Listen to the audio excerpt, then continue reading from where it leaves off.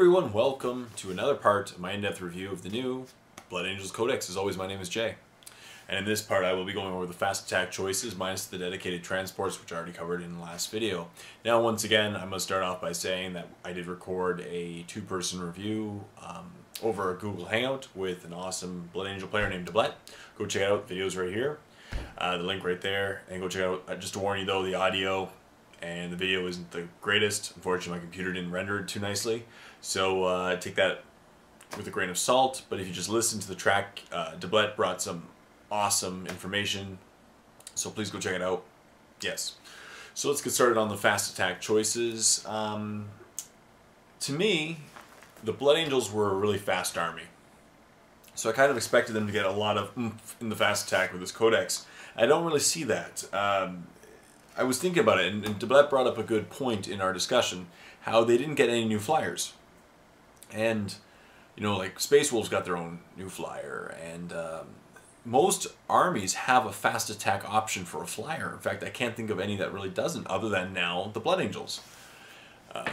Normal Space Marines have a flyer in the fast attack. Grey Knights have the Storm Raven. Necrons have the Scythes. It's just, it doesn't make much sense. Oh no, they're dedicated transports and heavy. That's the game. So, I don't know. I figured that they should have some flyers, or at least some anti-flyer, but none of it was really found in the fast attacks. And unfortunately, the fast attack is, again, a really kind of boring section, because it is straight out of a Space Marine Codex. You know, it's nothing really original. All of the points costs just got perfectly aligned with the Space Marines Codex, and they got put into the right section. The Ball Preds were a really, really cool option in the fast attacks. They got moved to heavies, and the Assault Marines got moved from troops to fast. So, we'll talk about that in a second. So starting off is a Land Speeder Squadron. 50 points each for Land Speeder. They used to be 50 points. They're still 50 points. Nothing really changed with the Land Speeder Squadron. If you liked them before, you'll like them again. I don't see them really being taken a lot in Blood Angel armies.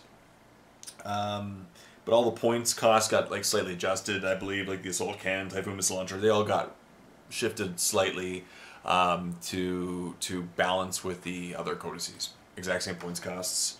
So for 50 points, you get a 10 all-around vehicle, 2 all points, ballistic skill 4 with a heavy bolter that can deep strike. And you can include up to 2 additional for 50 points a model. You get a heavy flamer for free. Multi-Melta you can switch out for 10 points. And the other options I said you can switch out. They're the same points costs. So yeah. So once again, if you loved them before, you love them again. I really haven't seen them that much in lists, well, either for fun or competitive for the Blood Angels. So up next we have the Assault Squad. Now the Assault Squad was kind of the pinnacle, like that was the epitome of Blood Angels in the previous codex. Assault Marines as troops, and unfortunately I moved to fast attack. So they did go down in cost by 15 points. They went from 100 points down to 15.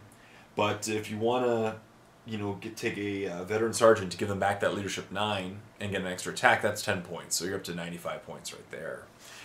Included in that is and all these points cost. The biggest problem with assault squads is, as I mentioned in my previous video, we're still really young into 7th edition. So most armies don't have 7th edition codices. Most armies are taking the standard force organization chart, and that means they have objectives secured. So Assault Marines cannot contest objectives which have your opponent's troops on them, and that's going to be a problem. Now they can score otherwise. They can score objectives, and it'll be okay. So, you know, there's still, if you loved Assault Marines, fill your list with them again. They're pretty good. They got cheaper. They take a Flamer or a Meltgun or Hand Flamer for 10 points. Plasma Gun, the Flamer's 5 points. And you can include up to 5 additional Space Marines at 17 points each.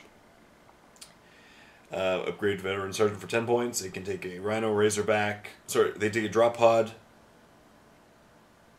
They can remove their jump packs, which make them infantry, and then they can, you know, take a drop pod or Rhino for free as a dedicated transport. That makes sense. But of course, they're all about the jump packs, right? That's what they're about. They have Furious Charge, Additional Inferior, Combat Squads. Yeah, they're just standard guys. And that's it, you know.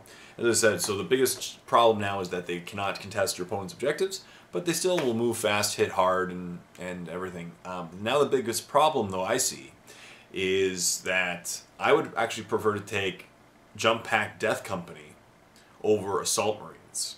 Because Jump Pack Death Company have the same purpose, right? Neither one of them can score, neither one can contest objectives. They both can score objectives. They can't contest objectives that are held by your opponent's troops if they have objectives secured. And Death Company are just way nastier in close combat. Much nastier. More attacks, you know, and they're crazy. They can get better weaponry. So I don't know if I had the choice between Assault Marines and Death Company, and I had the points, I'd take Death Company for sure. Up next, we have all the bike squads. The remaining of this section is the 3 bike squads. A normal bike squad is 63 points. Huge drop in cost. It used to be like 90 points, and now it's 63. So from 30 points down to 21 points per bike. You get 3 bikes in 1 biker sergeant, 2 Space Marine bikers. Once again, you can upgrade to a Space Marine veteran biker for 10 points, which brings up to 73 points. But that's about it. Once again, standard bike squad plus Furious Charge. They have combat squads. They shall know no fear. And the only really major change in cost besides that is that the attack bikes went up 5 points. They went up from 40 to 45. So if you wanted to put an attack bike in the squadron, it's now 45 points. Once again, they still have access to the same war gear. You get the weapon skill ballistic skill 4 bike. Strength 4, toughness 5, 1 wound, initiative 4, 1 attack, leadership 8, 3 up save. So again, if you loved bike squads and you loved to run them in the previous codex, you're in great shape. You're gonna love them again because they only got cheaper and they're just as effective as before. Straight up as that. And then the attack bike, which as I mentioned, went from 40 to 45 points. You can include up to 2 additional attack bikes for 45 points a model. They can take a multi-melta for 10 points. Perfectly in line with the Space Marine Codex. Their weapon skill is 604, strength 4, toughness 5, 2 wounds, initiative 4, attacks 2, leadership 8, 3 up save. Furious Charge, they shall know no fear. And they're a Space Marine bike. Pretty cool. Standard stuff there. And finally, a Scout Bike Squad. Scout Bike Squad is kind of interesting because they have Scout. Because what I think they actually might be interesting. I really do.